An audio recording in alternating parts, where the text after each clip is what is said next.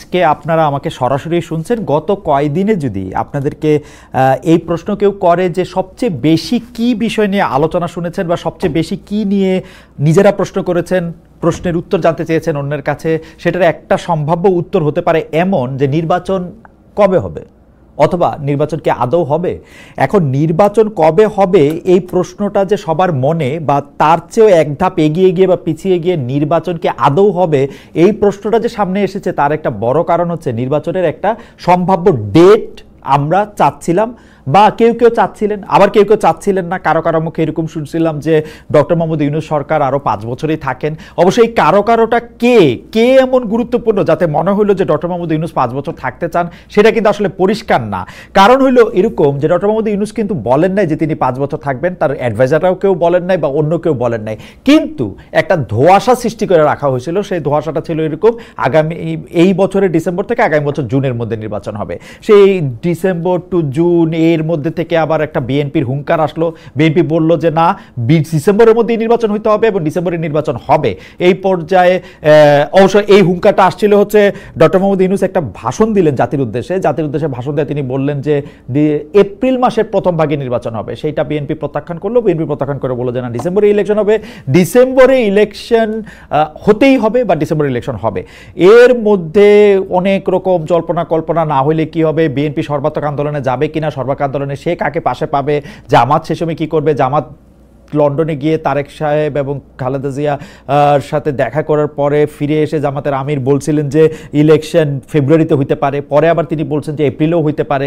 মানে ডিসেম্বরের এই হুঙ্কার পাওয়ার পর আমরা দেখলাম যে ডক্টর মোহাম্মদ ইউনূস লন্ডনে যাচ্ছেন কেন এই প্রশ্নের উত্তরে নানা রকম কথা শুনতে শুনতে লন্ডনের ব্রিটিশ প্রধানমন্ত্রীর সঙ্গে দেখা করা, রাজার থেকে পুরস্কার নেওয়ার পাশাপাশি ফ্লাইট যে সময় একদম ঠিকঠাক হয়েছে তখন শুনলাম যে তারেক সাহেবের সাথেও তার একটা বৈঠক হবে। তারেক সাহেবের সাথে বৈঠক হবে, খুবই ইন্টারেস্টিং। সেই বৈঠক হওয়ার সময় বা বৈঠক হওয়ার আগে পরে অনেক ধরনের কিছু বাতাসে ভাসতেছিল। এর মধ্যে একটা তো ছিল যে বিএনপি চাচ্ছিল যে, আমি একটু ব্যাকগ্রাউন্ড বলি তাই না, বিএনপি চাইতেছিল যে ভাই আপনাদের উপদেষ্টা পরিষদের মধ্যে অন্তত 3 জনকে আপনাদেরকে সরাইতে হবে। ডক্টর মোহাম্মদ ইউনূসের কাছে তাদের এটা জোর দাবি ছিল, এক ধরনের হুমকি ছিল, ধমকি ছিল।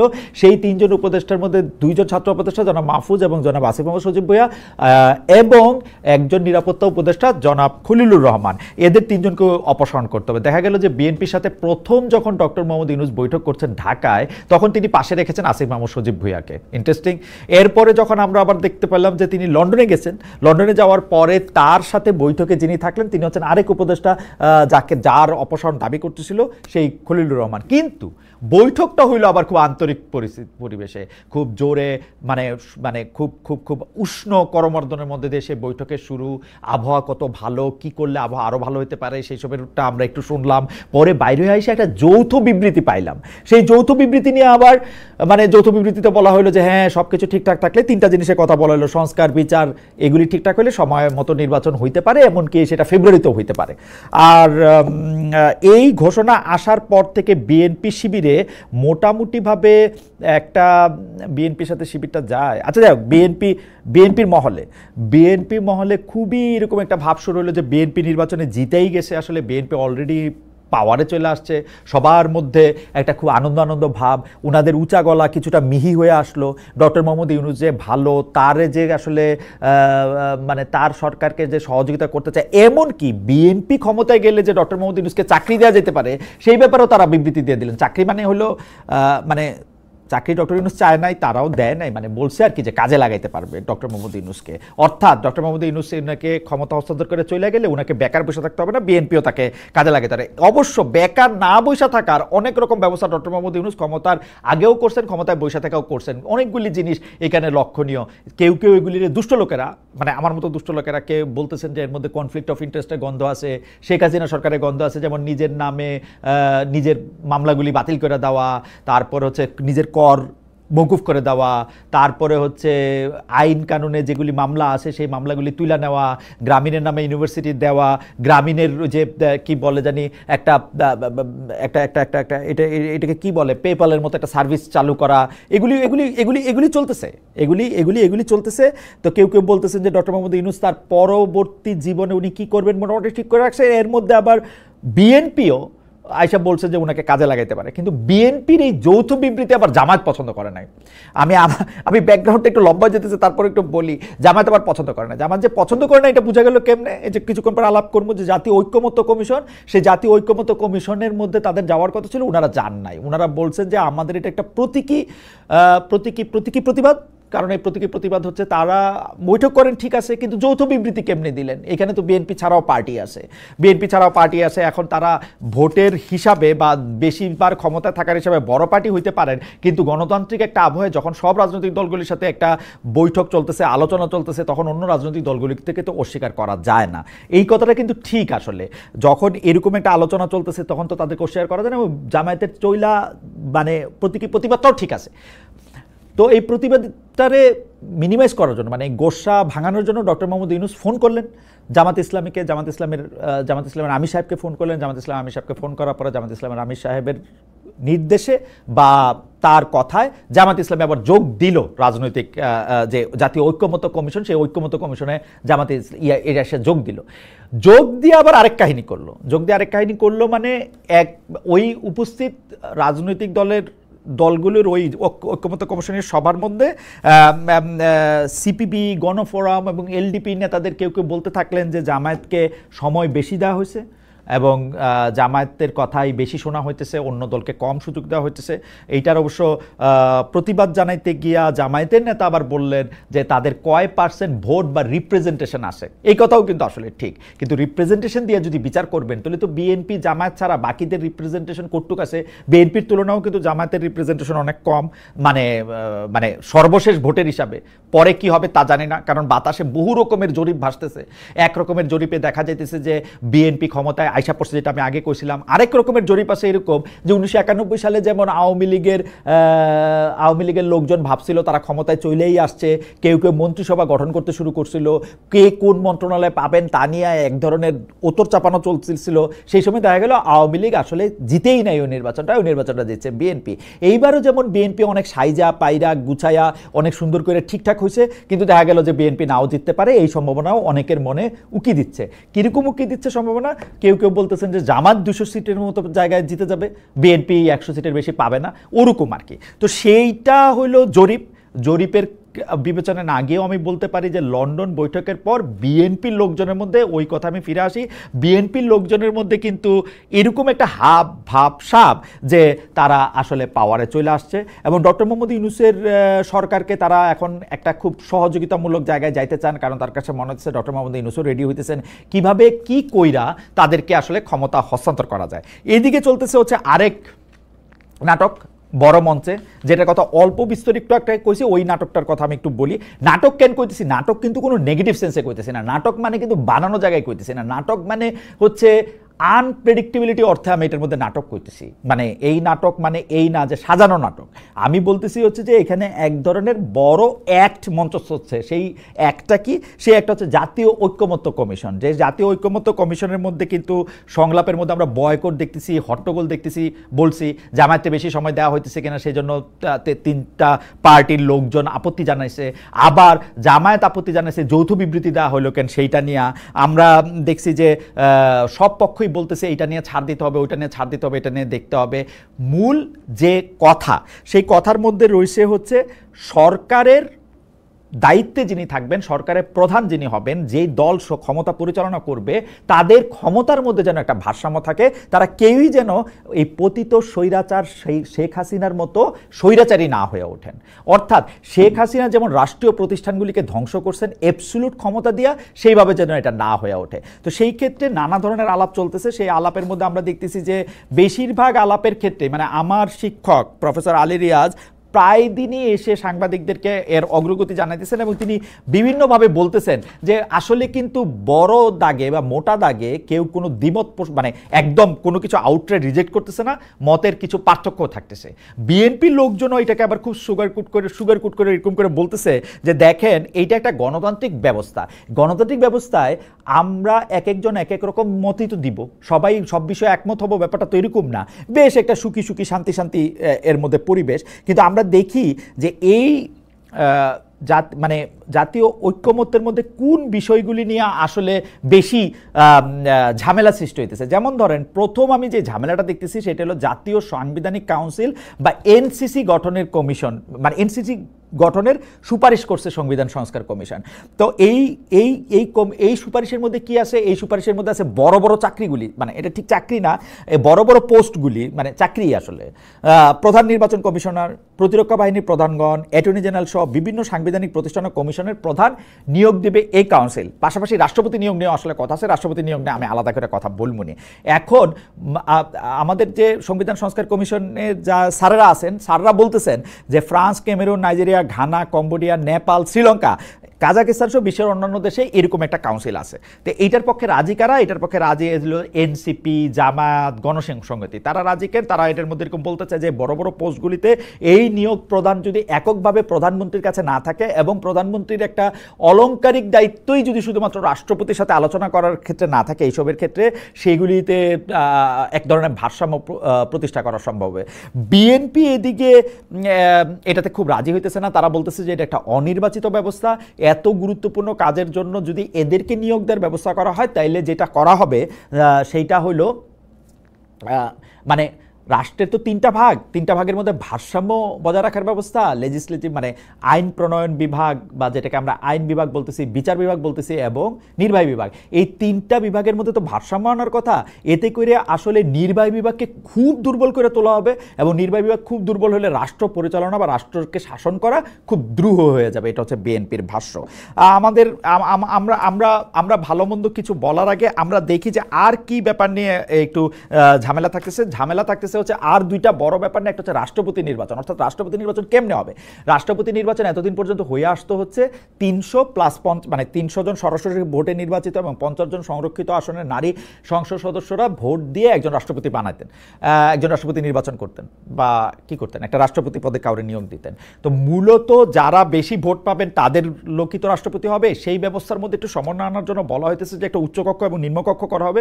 উচ্চকক্ষ নিম্নকক্ষটা আবার একটু বলি, এই ফেডারেল কাঠামোতে আমাদের হাউস হচ্ছে একটা, মানে মানে মানে মানে আমাদের সংসদ হচ্ছে একটাই, মানে যেটা হচ্ছে যে যদি বিলাতের সাথে আপনি তুলনা দেন তাহলে আপনি হাউস অফ কমন্স বলতে পারেন, অর্থাৎ সরাসরি ভোটে নির্বাচিত কিছু সংসদ সদস্য। এইবার কিন্তু প্রস্তাব করা হইতেছে যে একটা উচ্চকক্ষ রাখার জন্য, অর্থাৎ আপার হাউস জিনিসটা কি, ধরেন যারা সমাজের বিশিষ্ট ব্যক্তিবর্গ কিন্তু কোনোদিন ভোটে জিতে আসবেন না, কিন্তু যাদের মেধা, প্রজ্ঞা, বুদ্ধিমত্তা আমরা কাজে লাগাইতে চাই, তাদেরকে আমরা ওই জায়গার মধ্যে রাখবো। তারা একটা উচ্চকক্ষ গঠিত করবেন যেটা হাউস অফ লর্ডস, ওই মানে বিলাতে যেটা হাউস অফ লর্ডস, ধরেন ওরা আরও 100 জন, তাইলে 100 জন নারী সংরক্ষিত আসনের ব্যাপারে মোটামুটি সব দলগুলি মোটামুটিভাবে একমত হয়েছে, এটা বলা যায়। তাহলে 100 নারী সংসদ সদস্য, 100 উচ্চকক্ষের সদস্য, 300 হচ্ছে সাধারণ সংসদ সদস্য, এই মোট 500 সদস্যের ভোটে তাদের নির্বাচিত হওয়ার কথা একটা প্রস্তাবে আছে। আরেকজন প্রস্তাব দিচ্ছেন বা আরও কেউ প্রস্তাব দিচ্ছেন যে না, এইটা আরেকটু বিস্তৃত করা দরকার, এমনকি স্থানীয় সরকার পর্যায়ে ইউনিয়ন পরিষদের মেম্বাররাও রাষ্ট্রপতি নির্বাচনে আসলে ভোট দিতে পারবেন, তাহলে এটা পরিপূর্ণ ব্যালেন্স হবে। বিএনপি এই প্রস্তাবের ক্ষেত্রে বা জামায়াত বা অন্যান্য গুরুত্বপূর্ণ দলগুলো এই প্রস্তাবের ক্ষেত্রে তাদের নানা রকম মতামত দিচ্ছে। এটা কোন জায়গায় আসা দাঁড়ায় এটা দেখি। এরপরে আসতেছে সংরক্ষিত নারী আসন, যেটা নিয়ে বললাম যে সংরক্ষিত নারী আসন নিয়েও কিন্তু এক ধরনের না, নানা ধরনের মত রয়েছে। একটা মত হচ্ছে যে 100 নারী আমরা নির্বাচিত দিব, যেই 300 জন সংসদ সদস্যের মধ্যে যেই প্রপোর্শনে, অর্থাৎ বিএনপি যদি 200 আসনে জিতে তাহলে তারা 200-র মানে 200 হলে 3 ভাগের 2 ভাগ, 100-এর 3 ভাগের 2 ভাগ তারা নারী নির্বাচিত করবেন বা তারা নারী সিলেকশন দিবেন। 100 যারা পেয়েছেন তারা এরকমভাবে 3 ভাগের 1 ভাগ তারা দিবেন। কিন্তু এটাতে প্রবলেম হলো যে এটাতে তারা প্রবলেম দেখাইতেছেন যে এর আগেও আমরা দেখছি স্বামী তো হবে না, নারী তো সংরক্ষিত আসনে, স্ত্রী, বোন, অন্যান্য আত্মীয় বা নেতাদের বা গুরুত্বপূর্ণ লোকদের দিয়ে এই জায়গাগুলিতে এক ধরনের পুরস্কার বা ইনাম দেওয়ার ব্যবস্থা করা হয়েছে। এটাতে আসলে সংসদ সদস্য বা ওর জন্য কি করবেন সেটা ভাবা হয় নাই। সেই ক্ষেত্রে বলা হয়েছে যে সরাসরি ভোটে তাদেরকে নির্বাচন করার কথা, নির্বাচিত করে আসার কথা, সেইটার মধ্যে প্রস্তাব রয়েছে। যাই হোক, রাষ্ট্রপতি আরেকটা আছে, আরেকটা হচ্ছে রাষ্ট্রপতি নির্বাচন নিয়ে কি হয়েছে। রাষ্ট্রপতি নির্বাচন নিয়ে যে ডিসপিউটের কথা এটা আগে বলছি, সেইটা নিয়ে আরেকটু বেশি রয়েছে। সেইটার মধ্যে থেকে হলো যে বিএনপি কিন্তু একটা চিন্তার মধ্যে আসে আমি যেটা আগে বলছিলাম যে নির্বাহী বিভাগের ক্ষমতা যদি আপনি ব্যালেন্স করতে করতে এত কমায় ফেলেন, যেই কমাইলে পরে আপনার কথা কেউ শুনবে না, আপনার সোজা কথা আপনার পাত্তা না দিলেও চলে, এরকম একটা অবস্থা যদি দেশের মধ্যে থাকে, তাহলে দেশ আপনি শাসন করবেন কেমন? কারণ আমরা দেশ শাসন করি হচ্ছে ভয় দিয়ে, আমরা দেশ শাসন করি হচ্ছে একটা উপরের জায়গাতে, একটা হায়ারার্কির জায়গা থেকে আমরা আসলে দেশ শাসন করতে চাই। তো সেটা তো আসলে সম্ভব হবে না। তো সুতরাং আমি মনে করি, আমি বিএনপির কথা বলছি, যে বিএনপি মনে করে রাষ্ট্রপতি নির্বাচনটার দায়িত্ব সংসদ সদস্যদের কাছেই থাকা উচিত। হাওয়েভার এত যে কথা, এত যে সংস্কার, এই কথাগুলি আসলে বলা হইতেছে কেন? আমরা যদি মোটা দাগে ব্যাপারটা দেখি, এই বলা হইতেছে এই ব্যাপারগুলি হচ্ছে, আবারও বলি, মানে ক্ষমতার একটা ভারসাম্য আনার জন্য, একটা ব্যালেন্স আনার জন্য। প্রধানমন্ত্রীর পদে 2 বারের বেশি কেউ থাকতে পারবেন না, এইটারে বিএনপি ইন্টারপ্রেট করতেছে হচ্ছে, বা বিএনপি বলতেছে হ্যাঁ 2 বার ঠিক আছে, কিন্তু পরপর 2 বার দিয়ে দেন। পরপর 2 বারের পরে উনি যদি আবার আরেকবার পরে আরেকবার যদি আসতে পারেন, তাহলে অসুবিধা কি? এইটা যে করতে চাইতেছেন, এটার কারণ হলো একটা লোককে বা একটা জনকে আমরা সাধারণভাবে দেখাইতে চেষ্টা করতেছি উনি কখনো হারে না, ওই যে বিকল্প নাই, বা ওই যে উনি কখনো পলায় না, আমরা কখনো পলাই না, ওই যে উনি কখনো হারে না, ইলেকশনে হাইরা গেলেও উনি হারে না, ইলেকশনের মধ্যে থেকে তিনি ভরাডুবি করলেও তিনি হারে না, উনি ভুল সিদ্ধান্তের পরে ভুল সিদ্ধান্ত নিলেও তিনি হারে না, উনি 2 বার নির্বাচিত প্রধানমন্ত্রী থাকার পর 3য়-বার পরাজিত হয়ে অন্য কেউ প্রধানমন্ত্রী, পরাজিত বা জয়ী অন্য কেউ প্রধানমন্ত্রী হওয়ার পরেও আবারও তিনি প্রধানমন্ত্রী হইতে হবে, এটা হচ্ছে তার যুক্তি। এটা বিএনপির এরকম একটা যুক্তি।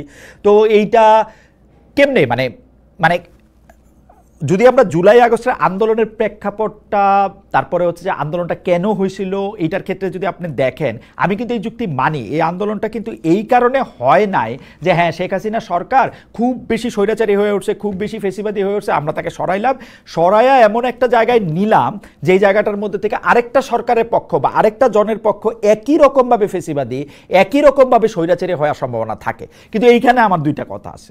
একটা কথা হইলো যে, আমি আবার বলি, আমরা কখনোই চাই না যে শেখ হাসিনার মতো স্বৈরাচারী বা ফেসিবাদী কেউ হয়ে উঠুক, কিন্তু পাশাপাশি আমি এইটাও মনে করি শেখ হাসিনা স্বৈরাচারী, ফেসিবাদী বা যাই হয়ে থাকুক না কেন, উনি কোনোটাই বই পড়া হন নাই, উনি কোনোটাই সংবিধান পড়া হন নাই, উনি কোনোটা মানে সিস্টেমের কারণে হন নাই, উনি এটা যে সিস্টেমে থাকুক সেই সিস্টেমটারই তিনি ধ্বংস করছেন। কিন্তু আসলে আমাদের সংবিধানে কিন্তু গুম খুনের কথা নাই, এখনো নাই, আগেও নাই, কখনো ছিল না, ভবিষ্যতে যে আরেকটা সংবিধান হবে ওই সংবিধানের মতো থাকবে না।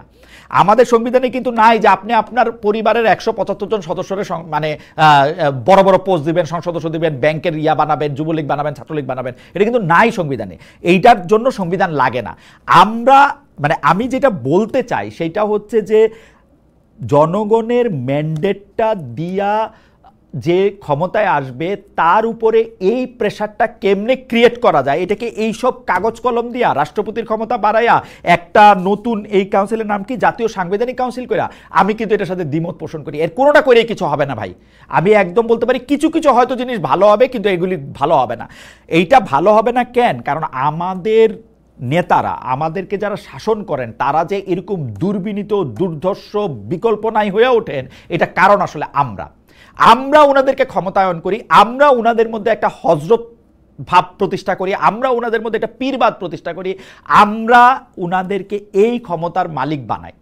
এই ক্ষমতার মালিক বানাই মানে আমরা ইচ্ছা করে এটার মধ্যে বানাই, এটা সংবিধান দিয়া না। আপনি যদি এই সকল চেঞ্জগুলি করেন, সকল সংস্কারগুলি করেন, সব কিছু করেন, আমি যেই ভয় পাইতেছি যে আরেকটা সরকার কি এরকম হবে যে বিপুল পরিমাণে ক্ষমতা নিয়ে, বিপুল পরিমাণে পাওয়ার নিয়ে আপনার আমার ঘাড়ের উপরে সিন্দাবাদের ভূতের মতো চাইপা বসবে। হ্যাঁ বসবে, যতক্ষণ পর্যন্ত আপনি তাকে অ্যালাউ করবেন ততক্ষণ এটা চাইপা বসবেন। আমি উদাহরণ দিই, আপনি বলেন আওয়ামী লীগ 15 বছর ধরে স্বৈরাচারী কাজ করছে, আওয়ামী লীগ আরও কত ধ্বংসের কাজ করছে, এই করছে সেই করছে, নানা রকম নানা কিছু করছে, শেখ হাসিনা করছে, শেখ হাসিনার যারা প্রতিনিধি আছেন, ধরেন সংসদ সদস্যদের কথা আমরা আগে বলি, তারা সবাই করছে। কিন্তু আমরা কেউ কি তাদের পিছনে পিছনে হাঁটা বন্ধ করছিলাম? কেউ কি তাদের জ্যাফাতে দেওয়া গরু খাওয়া বন্ধ করছিলাম? তাহলে ওবায়দুল কাদের যখন নোয়াখালী যেত এত হাজার হাজার কোটি কোটি লোক হইতো কোত্থেকে? এরা কি সব আওয়ামী লীগ করে? দেখেন, আমি কিন্তু এটা বিশ্বাস করি, বর্তমান রাজনৈতিক বন্দোবস্তে কর্মী আর কর্মচারীর তফাৎ খুব একটা নাই। মানে আপনি কর্মচারী, আপনি টাকা নিছেন, আপনি এখন নৌকা করবেন, ধান করবেন, পাট করবেন, গাছ করবেন, কিন্তু আপনি যখন কর্মচারী না, আপনি কিসের জন্য সেখানে গেছেন? বিরানির জন্য, নাহলে 100 টাকার আহা খরচের জন্য? এইটা করাটা একটা বন্ধ করেন ভাই। এটা করা একটা বন্ধ করেন গো আপা। আমি এই কথাটা কেন বারবার বলতে চাই, এই কথাটা আমি 1 কোটিবার বলতে চাই যে আমরা কিন্তু ক্ষমতায়িত করি আমাদের নেতাগুলির কাছে। আমরা কিন্তু আমাদের নেতা, আমাদের সংসদ সদস্য, আমাদের ইউনিয়ন পরিষদের চেয়ারম্যান, উপজেলার চেয়ারম্যান, তাদের কাছে গিয়ে হাত পাতি, তাদের কাছে কোনো না কোনো রকম ফেভার চাই। এবং তাদের কাছ থেকে আমরা যখন ফেভার চাই তখন ওই লোক মনে করে আমি আমারে নিয়ে আসে যা ইচ্ছা তাই করবে।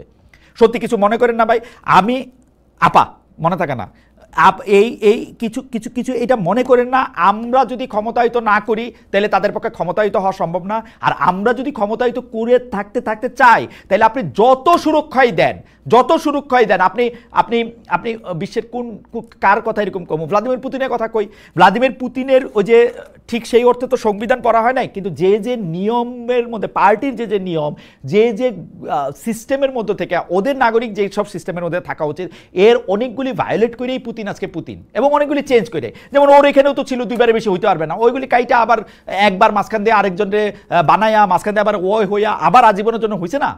এটা হইতে পারবে, কিন্তু যতক্ষণ পর্যন্ত আমি তাদেরকে ক্ষমতায়ন করব, মানে আমি যখন আমার রাজনৈতিক নেতাদের বা নেত্রীদের ক্ষমতায়ন করব ততদিন পর্যন্ত এটা চলতেই থাকবে। আসেন, এই যে একটা বন্দোবস্ত শব্দ মাঝখানে কইছিলাম, বন্দোবস্ত শব্দটা বলে একটু এনসিপির কথা বলি ভাই।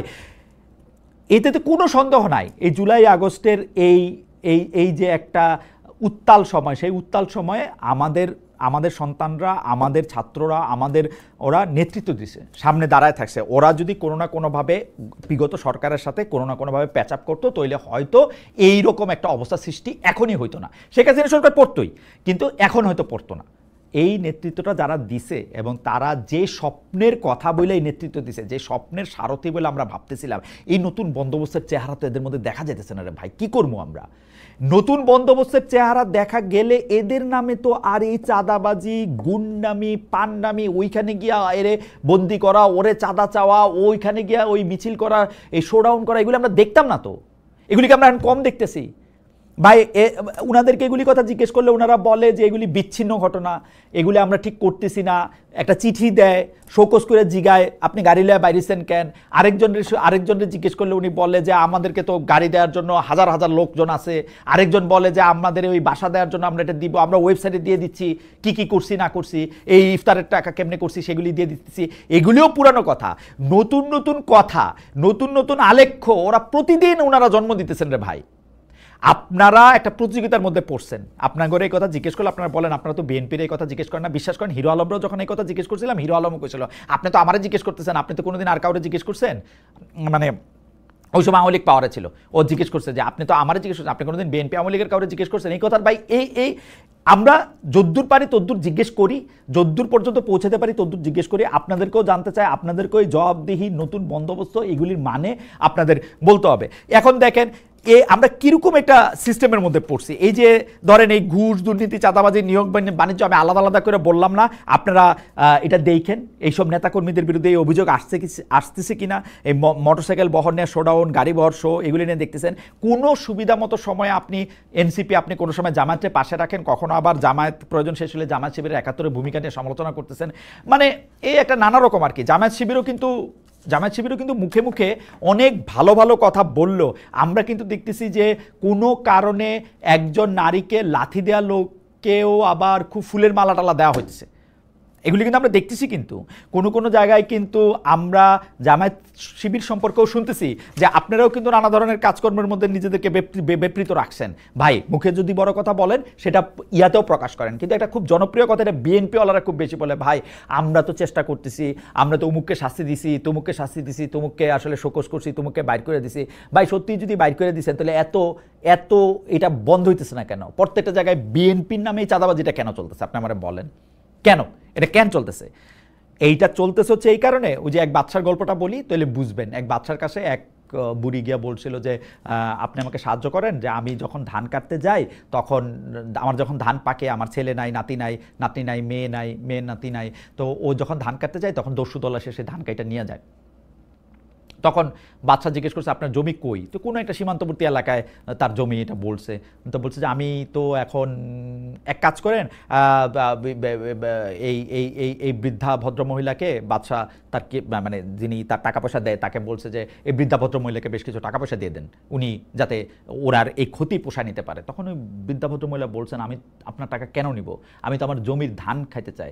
তখন সম্রাট বা বাদশাহ উনি হিসাব করে দেখাচ্ছেন আমি যদি এখান থেকে আর্মি পাঠাই অত বড় সীমান্তবর্তী জায়গায়, ওই আর্মি পাঠাইতে আমার যত টাকা খরচ হবে বা ওই আর্মি পাঠাইতে আমার যত রসদ দরকার হবে, এর বিকল্প আবার সীমানা পাহারা দিতে যত আর্মি আমার লাগবে, এটা আমার ঠিক পোষাবে না। তখন ওই বৃদ্ধা তাকে বলছিল যতটুকু জমি তুমি পাহারা না দিতে পারো অতটুকু সাম্রাজ্য তুমি কেন তোমার নিজের বলে দাবি করো। আমিও বিএনপিকে এটা বলি যে যেটুকু আপনি কন্ট্রোল করতে পারেন না ওটুকু আপনি বাদ দেন, এত বড় দল হওয়ার তো আপনার দরকার নাই। এত বড় দলই হয়েছেন, নিজের দলের লোকজনরে কন্ট্রোল করতে পারেন না, নিজের দলের লোকজনরে এখন ক্ষমতায় আসেন নাই এখনই কন্ট্রোল করতে পারেন না, ক্ষমতায় আসলে কেমনে কন্ট্রোল করবেন, পারবেন কন্ট্রোল করতে? আমার এবার আমার বিরুদ্ধে একটা মানে ইয়ার কথা একটু একটু একটু একটু একটু একটু সাফাই বা দোহাই দিয়ে আমাকে অনেকে বলেন যে আপনি তো ঢোলের চারিদিকে বাড়ি দেন, আপনি বিএনপিরও বললেন, ইউনূস সাহেবরেও বললেন, এনসিপিরও বললেন, জামায়াত শিবিরেও বললেন, তাহলে এখন আমরা লোকেরা কই যাব?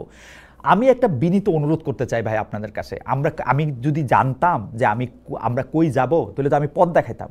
আমি তো পথ দেখাতে পারতেছি না ভাই। আমি আপনাদের মতোই একজন মানুষ যিনি এই সমস্যাগুলির মধ্যে দেখতেছি।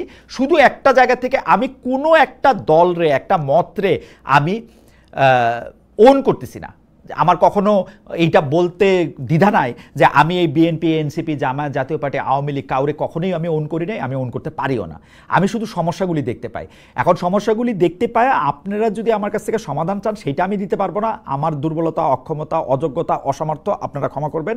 আমি শুধু আবারও এমফাসাইজ করতে চাই যে যখন এইবার নির্বাচন আসবে, একটা উৎসব মুখর পরিবেশে যখন আমরা সবাই ভোট দিতে যাব, তখন যেন এইটা মাথায় রাখি, আমার ভোটটা দেওয়ার সময় যেন আমি এটা না চিন্তা করি যে আমি যদি এখন অমুককে ভোট না দিই তাহলে আমার ভোটটা পচে যাবে, আমি যদি অমুককে ভোট দেই তাহলে সে ক্ষমতা আসবে, তাইলে আমার শত্রুকে সাইজ করতে আমার পছন্দ সুবিধা হবে, ও ক্ষমতায় আসলে ওর চাচাতো ভাইয়ের, তালাতো ভাইয়ের, দুলা ভাই হচ্ছে আমার বন্ধু, সেই জন্য আমার একটা কাজ হবে। এইভাবে চিন্তা না করে সবচেয়ে ভালো লোক যাতে এটা মনোনয়নটা পায়, নির্বাচিত হয়, এবং নির্বাচিত হওয়ার পরে আমরা যেন তাকে প্রেসারে রাখি। আমাদের মনে রাখতে হবে যারা ভোট পায়ে এমপি, মন্ত্রী, প্রধানমন্ত্রী নির্বাচিত হবেন, বাংলাদেশের জনগণ হিসাবে আমরা হচ্ছি দেশটার মালিক, ওরা হচ্ছে কর্মচারী। আই রিপিট, সকল এমপি, সকল মন্ত্রী, প্রধানমন্ত্রী, রাষ্ট্রপতি রাষ্ট্রের কর্মচারী। রাষ্ট্রপতিকে অলংকারিকভাবে মহামান্য বলা হয়, কিন্তু অ্যাবসলিউটলি সেইটা একটা কাস্টম অনুসরণ করে। অ্যাবসলিউটলি তারা আমাদের সেবায় নিয়োজিত। আমরা তাদের কাছ থেকে গিয়ে আমাদের পেটি লাভের জন্য যেন কোনো কিছু না দাবি করি, না চাই।